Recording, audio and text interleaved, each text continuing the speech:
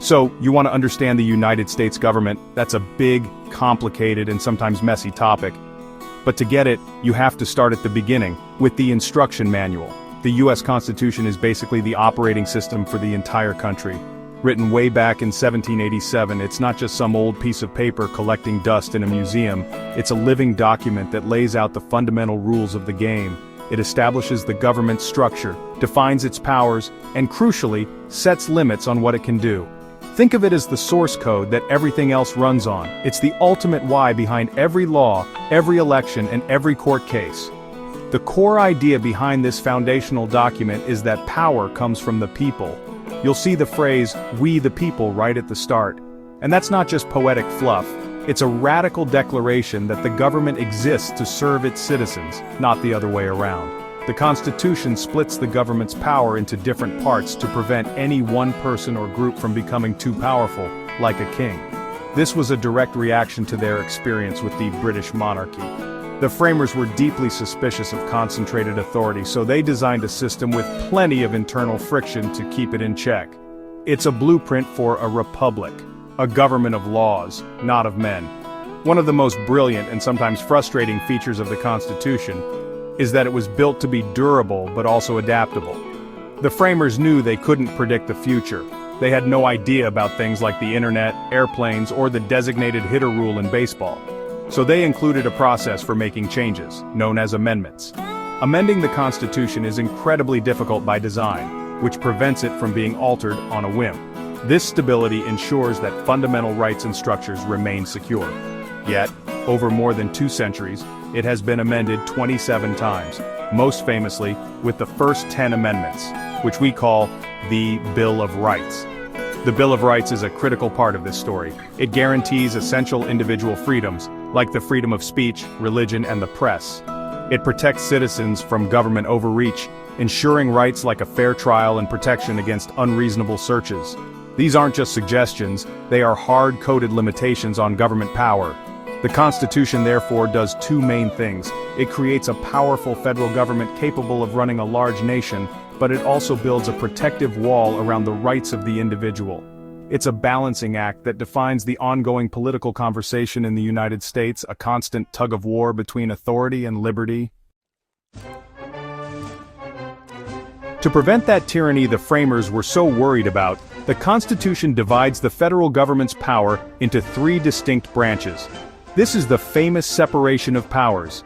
It's like a group project where each person has a very specific job, and nobody can do someone else's work.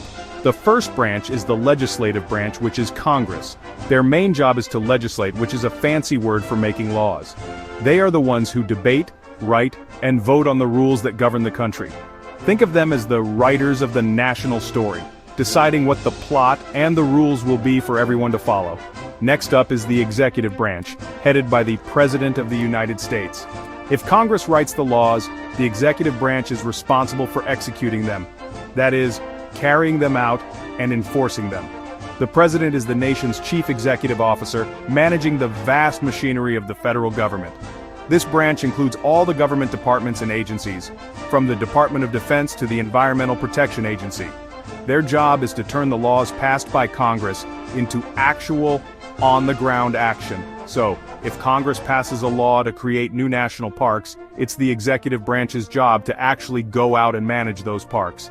Finally, we have the judicial branch, which is the court system.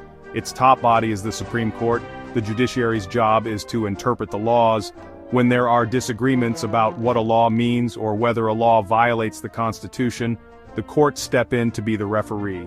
They don't write the laws and they don't enforce them, but they have the crucial power to determine what the laws mean and to strike down any that go against the Constitution. This power, known as judicial review, makes the judiciary a powerful check on the other 2 branches, ensuring that everything they do stays within the lines drawn by the Constitution. This separation isn't just about dividing up the work, it's about creating a system of checks and balances. Each branch has ways to limit the power of the other 2. For example, Congress can pass a law, but the President can veto it. Congress can then override that veto with enough votes. The President appoints judges, but the Senate has to confirm them. The courts can declare a law passed by Congress and signed by the president unconstitutional. It's an intricate, overlapping system designed to force compromise and prevent any one branch from running away with all the power. It can be slow and inefficient, but that's a feature, not a bug. Let's dive deeper into the legislative branch, Congress, which is a bit like a play in two acts. It's a bicameral legislature, meaning it's made up of two different chambers, the House of Representatives and the Senate. This two-part structure wasn't an accident. The framers created it as a compromise between the big states and the small states. The House of Representatives is based on population. States with more people, like California and Texas, get more representatives. There are 435 members in total, and they serve 2-year terms. This makes the House very responsive, or at least it's supposed to be, to the immediate will of the people. The other chamber, the Senate, is different. Here, every state gets exactly 2 senators, whether it's tiny Rhode Island or massive Alaska. This gives smaller states an equal footing with the larger ones. There are 100 senators in total, and they serve much longer 6-year terms. The Senate was designed to be the more deliberative, slow-moving body, the saucer that cools the tea, as George Washington supposedly said. Because senators have longer terms and represent their entire state, they are meant to take a longer-term view, insulated from the shifting passions of the moment that might sway the House. So, how does this two-act play produce a law? It's a long and winding road. A proposed law, called a bill, can be introduced in either the House or the Senate. It first goes to a specialized committee where it's debated, studied, and often rewritten. If the committee approves it, the bill then goes to the full chamber for a vote. If it passes in one chamber, it has to go over to the other chamber and go through the exact same process all over again. A bill must be passed in identical form by both the House and the Senate before it can even think about becoming a law. This process is filled with obstacles. In the Senate, a single senator can use a tactic called the filibuster to delay or block a vote on a bill indefinitely, unless a supermajority of 60 senators votes to end the debate. This gives the minority party significant power to stop legislation. If the House and Senate pass different versions of the same bill, they have to form a conference committee to iron out the differences. Only after all these hurdles are cleared and both chambers agree on the exact same text, is the bill sent to the president for a signature. It's a deliberately difficult process designed to ensure that only laws with broad support can make it through. Now let's turn to the star of the executive branch, the President of the United States. The presidency is often called the most powerful job in the world, and for good reason. The president wears many hats. As chief executive, they are in charge of the entire federal bureaucracy, which includes 15 executive departments, like the Department of State, the Treasury, and Defense, and numerous agencies. The heads of these departments, known as secretaries, form the president's cabinet, which acts as a group of top advisors. The president is responsible for making sure that the government runs, the laws are enforced, and the nation's business is taken care of every single day. The president is also the commander-in-chief of the armed forces. This means they have ultimate authority over the military. While only Congress can officially declare war, the president can deploy troops in response to crises and has significant power to direct military operations. This role is one of the most significant and weighty responsibilities of the office. Additionally, the president is the nation's chief diplomat responsible for foreign policy. They negotiate treaties with other countries, which the Senate must approve, meet with world leaders, and represent the United States on the global stage. They set the tone for America's relationship with the rest of the world. Beyond these defined roles, the president also acts as the chief legislator. While they can't write bills themselves, they play a huge role in shaping Congress's agenda. The president can propose legislation, and they deliver the State of the Union address to Congress each year to outline their policy goals. The president's most direct legislative power is the veto. If the president disagrees with a bill passed by Congress, they can refuse to sign it, sending it back to Congress. It takes a 2/3 vote in both the House and the Senate to override a presidential veto, which is very difficult to achieve. This makes the veto a powerful tool for influencing lawmaking. The president also has tools to act more directly, through things like executive orders. An executive order is a directive from the president to the executive branch that has the force of law, but doesn't require congressional approval. These orders are supposed to be used to manage the operations of the federal government and to implement existing laws. However, their use can be controversial, as some see them as a way for the president to bypass Congress and make policy on their own. The scope of presidential power is a constant source of debate, with each new president testing the boundaries of their authority within the constitutional framework. So, the third branch of our government is the judiciary, which is basically the system of federal courts. If the legislative branch makes the law and the executive branch enforces the law, then the judicial branch interprets the law. They're kind of like the umpires calling balls and strikes to make sure everyone is playing by the rules laid out in the Constitution. The structure of the federal judiciary is like a pyramid. At the bottom, you've got the United States District Courts. These are the trial courts of the federal system, where cases are first heard, evidence is presented, and decisions are made. There are 94 federal judicial districts, with at least one in every state. Now, if someone loses a case in a district court, they can appeal the decision to a higher court. The next level up in the pyramid is the United States Courts of Appeals, also known as circuit courts. There are 13 of these courts. They don't hold trials. Instead, a panel of judges reviews the trial court's proceedings to determine if the law was applied correctly. They're looking for errors of law, not of fact.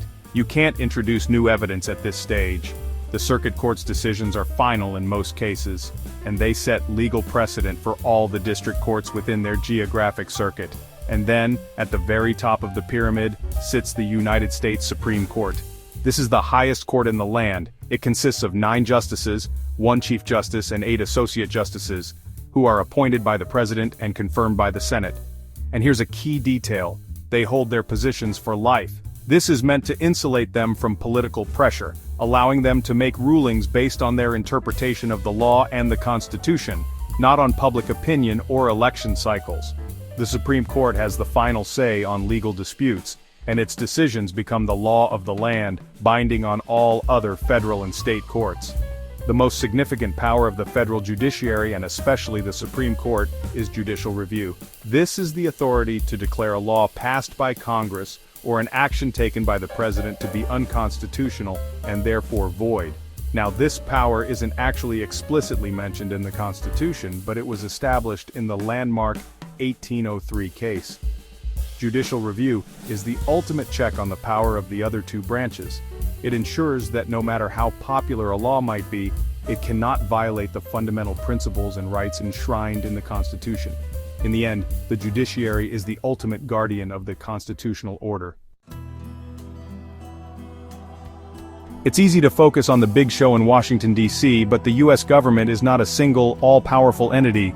The system is built on federalism, which is a fancy way of saying that power is divided between the national, or federal government, and the individual state governments. The Constitution spells this out. It grants certain specific powers to the federal government, like the power to coin money, maintain a military, and regulate commerce between the states. These are known as enumerated powers. The idea was to create a national government strong enough to unite the country and handle issues that affect everyone. But the Constitution also recognizes that states should have their own authority. The 10th Amendment says that any powers not given to the federal government, nor prohibited to the states, are reserved for the states or the people. This means state governments have broad authority to regulate the health, safety, and welfare of their residents. States are in charge of things like running schools, managing roads, issuing driver's licenses, and overseeing most criminal law. This is why laws can be so different from one state to another. What's legal in Oregon might not be legal in Alabama. This creates a dynamic and sometimes tense relationship between the federal government and the states. There are often debates about where federal authority ends and state authority begins. The federal government can influence states through funding, offering money for things like highways or education, but often with strings attached that require states to follow certain federal guidelines. This power of the purse is a major way that federal policies are implemented nationwide, even in areas that are traditionally under state control. The balance of power in this federal system is constantly being negotiated in Congress, in the courts, and in state legislatures, and it doesn't stop at the state level. Power is divided even further down to local governments. These are the governments of counties, cities, towns, and school districts. They are created by the states and get their powers from the state constitution and laws. Local governments are the ones you interact with most directly. They are responsible for your local police and fire departments, your public library, trash collection, and local parks. This multi-layered system of government, federal, state, and local, is designed to keep power decentralized and to allow communities to address their own specific needs in their own way. So how do all these government officials get their jobs? In a republic, the answer is simple. The people choose them. Elections are the primary mechanism through which citizens participate in their government. They are the bedrock of American democracy. The U.S. holds regular elections for officials at every level of government, from the president all the way down to the local school board. Federal elections for the president, vice president, and members of Congress are held on the first Tuesday after the first Monday in November in even-numbered years. This regular, predictable cycle ensures that the government is accountable to the people at set intervals. The process of electing a president is a unique one, known as the Electoral College. When you cast your vote for president, you're not actually voting directly for the candidate. You're voting for a slate of electors from your state who have pledged to vote for that candidate. Each state gets a certain number of electors based on its total number of representatives and senators in Congress. To win the presidency, a candidate needs to win at least 270 out of the 538 electoral votes. This system means it's possible for a candidate to win the popular vote nationwide but lose the election, which has happened a few times in U.S. history, and remains a topic of intense debate. But participation doesn't end when you leave the voting booth. Citizens have many other ways to shape their government and influence public policy. You can contact your elected officials directly by phone, email, or letter to express your views on issues. You can join or support interest groups and advocacy organizations that lobby the government on behalf of a particular cause, whether it's environmental protection, business interests, or civil rights. These groups play a huge role in the political process, providing information to lawmakers and mobilizing public support for their positions. Furthermore, the First Amendment protects the right of the people to peaceably assemble and to petition the government for a redress of grievances. This means citizens can organize protests, marches, and rallies to draw attention to their concerns. They can start petitions, speak at public meetings, and even run for office themselves. And in some states and localities, citizens have the power of direct democracy through initiatives and referendums, which allow them to vote directly on laws. All of these avenues ensure that the government remains, in the words of Abraham Lincoln, of the people, by the people, for the people. We've talked about how a bill becomes a law, but that's only half the story. Once a law is on the books, it has to be put into action. This is called policy implementation, and it's the primary job of the vast network of federal agencies within the executive branch. Congress often passes laws that set broad goals like clean air or safe workplaces, but they don't spell out every single detail. They delegate the authority to fill in those details to the experts in the relevant government agencies. For example, the Environmental Protection Agency, or EPA, is responsible for writing the specific regulations that limit pollution from factories to achieve the goal of clean air. These agencies, often referred to as the bureaucracy or the regulatory state, are the engine room of government. They are staffed by career civil servants, not political appointees who have expertise in their fields. They do the day-to-day work of government inspecting food, forecasting the weather, processing social security checks, and a million other things. The rules and regulations they create have the force of law and are essential for making a broad policy goal a functional reality. This process, known as rulemaking, usually involves a period of public comment where citizens and businesses can provide input before a rule is finalized. Of course, this whole process is subject to checks and balances. Congress doesn't just pass a law and walk away. It maintains oversight of the executive branch agencies to make sure they are implementing the laws as intended. Congressional committees can hold hearings, conduct investigations, and control the agency's budgets.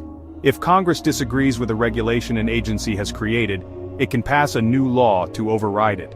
This oversight function is a critical way for the legislative branch to check the power of the executive branch and ensure accountability. The courts also play a crucial role in checking the power of these agencies. Individuals or groups who believe an agency has overstepped its authority or has issued a rule that is unfair or not based on the law can sue the agency in federal court. The courts can then review the agency's actions to determine if they were legal and constitutional. Judges can strike down regulations that they find to be arbitrary and capricious, or that exceed the authority Congress granted to the agency. This judicial review ensures that even the unelected parts of government are held accountable to the rule of law. Nothing in government happens without money. The federal budget is the government's financial plan, outlining how much money it expects to receive in taxes and other revenue, and how it plans to spend that money. The process begins with the president, who submits a proposed budget to Congress each year. This budget proposal is a massive document that reflects the president's policy priorities. It details how much money they think each department, agency, and program should get for the upcoming fiscal year, which starts on October 1st. The president's budget is just a starting point, a request. The real power of the purse lies with Congress. The Constitution is very clear that no money can be spent from the U.S. Treasury without an appropriation, which is a law passed by Congress. So, after the president submits their budget, it's Congress's turn. The House and Senate have their own budget committees that create a budget resolution, which sets overall spending limits. Then, the appropriations committees in both chambers get to work, drafting the specific bills that will actually fund the government. This process is highly political, involving intense negotiations over which programs get funded and by how much. Much of the federal budget is for mandatory spending.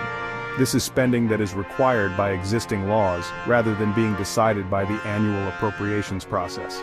The biggest examples are programs like Social Security, Medicare, and Medicaid. This spending happens automatically unless Congress changes the underlying law. The rest of the budget is discretionary spending, which is what Congress decides on each year. This includes funding for the military, education, scientific research, national parks, and most other government operations. Debates over the budget are often focused on this discretionary portion. Finally, let's talk about accountability. The government has several tools to make sure that taxpayer money is being spent wisely and legally. The Government Accountability Office, or GAO, which is an agency of the legislative branch, acts as a watchdog. It audits federal programs and investigates allegations of waste, fraud, and abuse. Additionally, inspectors general within each executive agency are responsible for rooting out misconduct internally. And of course, the free press and citizen watchdog groups play a vital role in scrutinizing government spending and holding elected officials accountable for how they manage the public's money. This entire system is designed to ensure that the power to tax and spend is balanced by transparency and accountability.